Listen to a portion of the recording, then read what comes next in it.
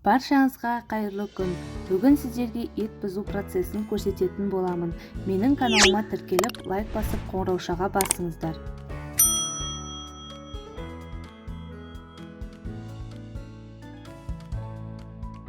Ет бұзу қазақ халқында өте маңызды рөл атқарады.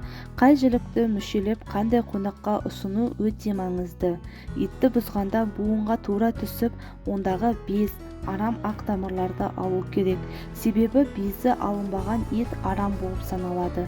Ертеде безі бар асылған етті ақсақалдарға ұсынғанда аузына апармаған және үстел үстінен тұрып кеткен. Үй иесі кінәсін жуып шаю үшін қайтара мал сойып тәрекілеп, тазалап қайта қонағына тартқан. Сондықтан мұқият болу керек.